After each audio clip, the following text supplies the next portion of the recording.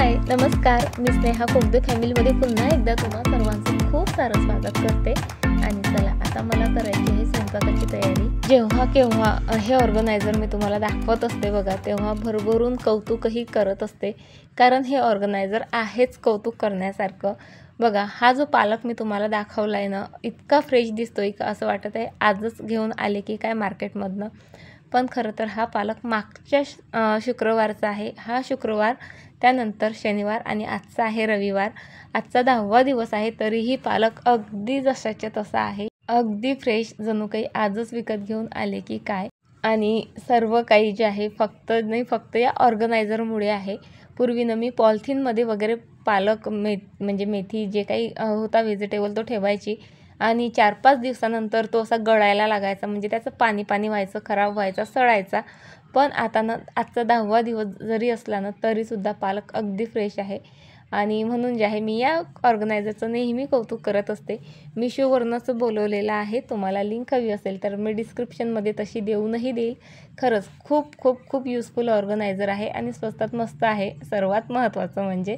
चला, आज जो बेत आहे तो आहे मस्त असं पालक पराठे आणि ठेचा बनवण्याचा। खरं तर आज संडे आहे आणि चालू होतं घरच्यांचं की काहीतरी मसालेदार भाजी कर असं तसं।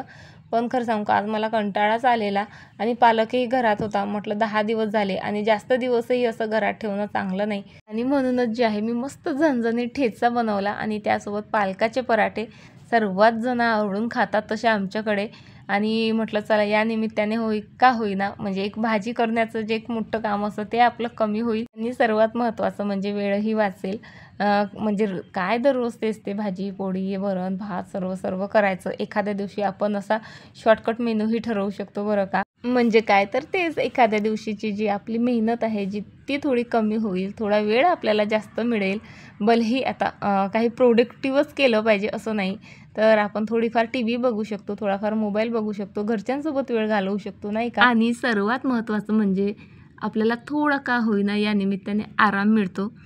चला आता हे जे फेसवॉश आहे हे मी घरीच बनवलेलं आहे आणि तुमच्यासोबत एका व्हिडिओमध्ये शेअरही केलेलं आहे। आणि होतं कसं, आपण मोठ्या हौशीने एखादी गोष्ट बनवून तर घेतो, पण यूज करायचं ना, एकतर आपण बिझी असतो, त्यामुळे आता नाही नंतर नाही असं करत ना ती गोष्ट मागे पडत जाते आणि आपल्याला त्याचा विसरच पडतो। माझ्याही बाबतीत कधीतरी नाही, बऱ्याचदा असं होतं। आणि या फेसवॉशच्या बाबतीतही असंच झालं। सुरुवातीला केल्या 2-3 दिवस मस्त यूज केलं आणि त्यानंतर विसरच पडला। सो आज लक्षात आलं, तर म्हटलं चला आता स्वयंपाक वगैरे झालेला आहे, माझा भांडे घासलेत, गॅसचा ओटा वगैरे तेवढा आवरायचा आहे बरं का। तरीसुद्धा मी आले आधी आणि म्हटलं मस्त फेसवॉश करते आणि एखादा मस्त फेस पॅक वगैरे लावते। होतं कसं बरं का, म्हणजे आपल्याला आठवण येते, वेळोवेळी आठवण येते की स्नेहा घे ना एखादा फेस पॅक लाव, बरेच दिवस झाले नाही लावले, चेहऱ्याला स्क्रब कर, नाही काय तर थोडी मसाज वगैरे कर, मॉइश्चरायझर लाव, अशा गोष्टी असतात। आठवण येते, पण कामाच्या नादात काय होतं, जाऊ दे हे काम झालं का करते, ते काम झालं का करते, असं करत ना आपण ह्या गोष्टींना टाळत राहतो।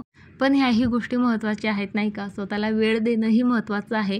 भलेही मग तुम्ही असे कामाच्या मधात जे काही छोटे मोठे ब्रेक घेताना तेव्हाही दिला ना तरीही चालेल, कारण आपण जर कामं संपायची वाट पाहिली की कामं संपले की मग एखादं फेस पॅक लावते किंवा मग छान फेसवॉश करते किंवा इतर गोष्टी, तर तसा वेळ ना आपल्याला मिळतच नाही। हे एक काम संपलं का दुसरं तयार असतं। बरं जाऊ दे, सर्व कामं जरी झाले तर काय होतं, आता मी थकले, जाऊ दे थोडा आरामच करते, थोडी झोपच घेते, अशा तशा गोष्टी होतात मग आणि आपण जे आहे स्वतःची काळजी घेणं विसरून जातो खरं तर। सो त्यामुळे असे कामाचे छोटे मोठे ब्रेक असतात, त्यावेळेस तुम्ही अशी स्वतःची काळजी घेऊ शकता। आणि इथे जो फेसवॉश मी यूज केला ना, तो मी घरीच बनवलेला आहे, घरच्या साहित्यातून आहे, आणि कसा बनवला तो एका व्हिडिओत शेअर पण केलेला आहे। या व्हिडिओच्या शेवटी मी तो व्हिडिओ लावून देईलच। आणि इथे जे आहे मी एक फेस पॅक प्रिपेअर करते आहे, आणि हा जो फेस पॅक आहे ना, मी मायग्लॅम ॲपवरनं बोलवलेला आहे। खूप जास्त कोणता आजपर्यंत एखादा फेस पॅक मी असा विकत आणून यूज केला असेल तर हाच आहे, एकुलता एक आहे। आणि खरंच मला खूप छान रिझल्ट येतो याचा। लावल्यानं स्किन मस्त अशी ग्लो करायला लागते की काय सांगू तुम्हाला। हा मायग्लॅमचा कोकोआ असं समथिंग नाव आहे याचं, थोडा महागात आहे, आणि म्हणूनच जे आहे मी एक पाऊच 2दा जे आहे यूज करत असते। बरं चला, फेस पॅक लावून झालं आणि आता जे आहे मी पुन्हा कामांना सुरुवात केलेली आहे। भांडे वगैरे सर्व माझे घसून झाले होते, आणि गॅसचा ओटा मात्र मी घासायचा ठेवला मुद्दामून, पुढे का ठेवला ते पुढे सांगतेच तसं तुम्हाला, पण त्याआधी इथे एक शेल्फ मी अटॅच केलेली आहे. त्यावर माझं विम लिक्विड, डेटॉल हँडवॉश वगैरे किंवा स्क्रबर वगैरे ठेवलेले असतात. आणि ते किती दिवस झाले मी म्हणजे चालू आहे माझं की क्लीन करते करते करते, अगदी त्यावरनं धूळ दिसायला लागली तरी माझं करते करतेच चालू होतं. सो आज नजर पडली त्यावर, म्हटलं चला हेही क्लीन करून घेते. आणि असंच होते बघा, घरात अशा बऱ्याचशा गोष्टी असतात त्या नेहमी निग्लेक्टेड राहतात, कारण ते दिसायला फार सुंदर दिसतात. ही जी शेल्फ आहे ना, इतकी मस्त दिसते का काय सांगू तुम्हाला. आणि वरनं ती नेहमी स्वच्छच दिसते आणि त्यामुळेच तीही क्लीन करायची गरज आहे असं कधी जाणवत नाही. पण असं वर असं वाकून वाकून बघितलं की जाणवते की आतमध्ये बरीच डस्ट साचलेली आहे. सो दिसली मला 4-5 दिवसापूर्वी आणि चालू होतं तेव्हाचं क्लीन करते करते करते, पण क्लीन करणं काही होतच नव्हतं. इथे ना म्हणजे ही डेटॉलचं हँडवॉश, आपलं विम लिक्विड वगैरेच जे आहे मी ठेवत असते.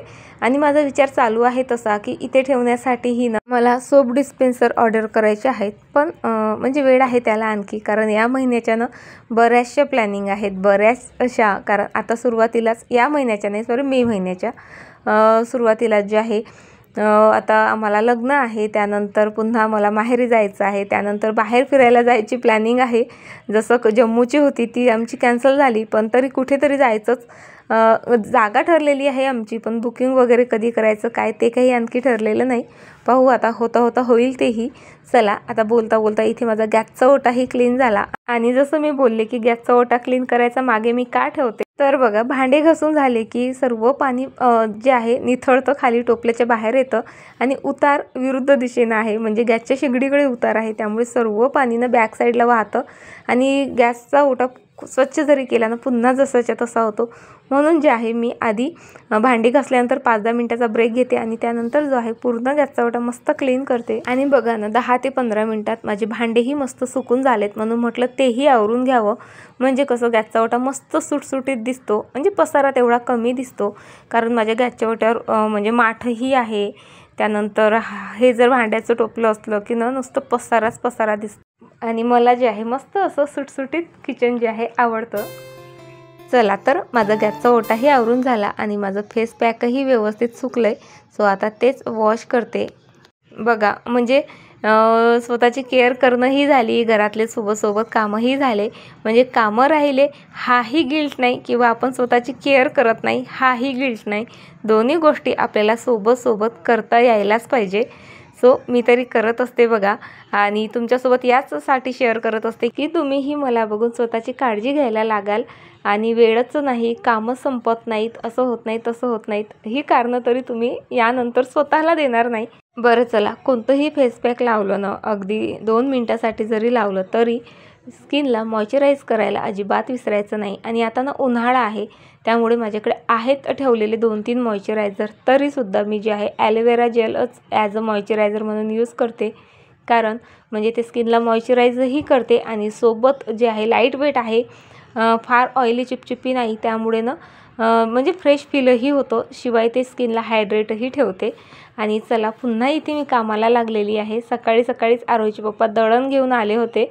गव्हाचं आणि ज्वारीचं दोन्हीही दळण मी एकदाच देत असते आणि जरा जास्तच देत असते, म्हणजे ज्वारीचं 5 किलो आणि गव्हाचं 10 किलो वगैरे वगैरे, म्हणजे 10 ते 12 दिवस तरी मग मला या सर्व गोष्टींचं ना टेन्शन राहत नाही. म्हणजे दळण दळण्यापेक्षा म्हणजे निवडण्यापेक्षा ना हे पीठ गाळायचं, डब्यांमध्ये काढायचं आणि त्यानंतर ज्या बोरीमध्ये दळण दळून आणतो किंवा जी बॅग वगैरे यूज केल्या जाते ती वॉश करायचं, म्हणजे हे मोठंच काम असतं बघा. त्यामुळे मी एकदाच जे आहे जरा जास्तीचंच दळून आणत असते. चला आता हे सर्व जे आहे मी खाली करून घेते.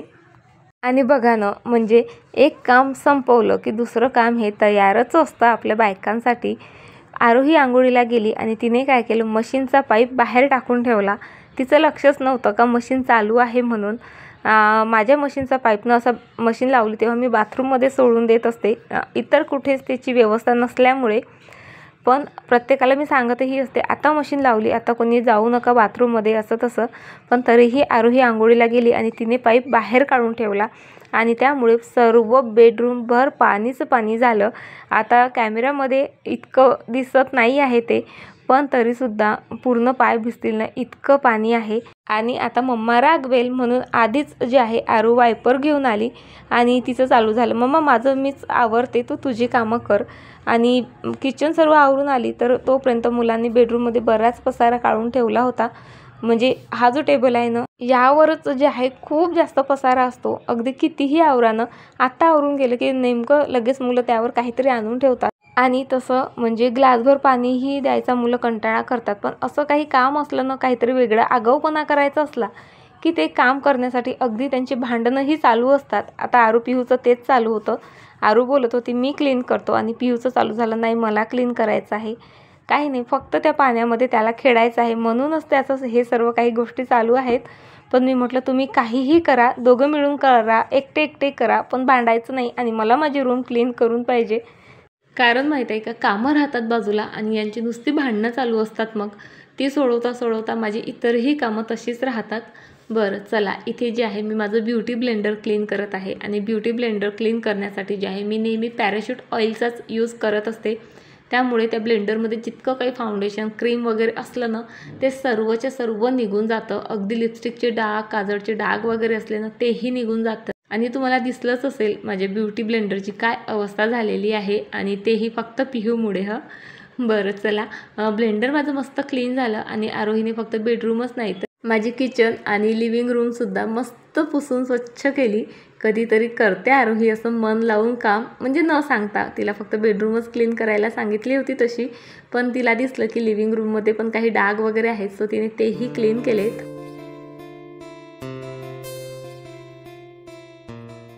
उन्हाळ्यात ना तुम्हाला स्किन हेल्दी ठेवायची असेल तर पाणी पिल्याशिवाय ऑप्शन नाही. आता कधी कधी ना पाणी पिऊन पिऊन पण असं नकोसं वाटतं. ते आंब्याचं पन्हं करते, म्हणजे कैरीचं पन्हं करते, कधी चिंचेचं पन्हं करते, कधी आमरस करते, म्हणजे चालूच असतं. जितकं काही लिक्विड मला खाता पिता येईल ना तितकं खायचा प्यायचा जे आहे मी प्रयत्न करत असते. आणि आज मी मस्त निंबू सरबत केलेलं आहे. आणि खरं सांगते, म्हणजे बॉडी हायड्रेटेड ठेवायची असेल, चेहऱ्यावर ग्लो हवा असेल ना, तर जास्तीत जास्त लिक्विड जे आहे आपल्या शरीरात जायलाच पाहिजे.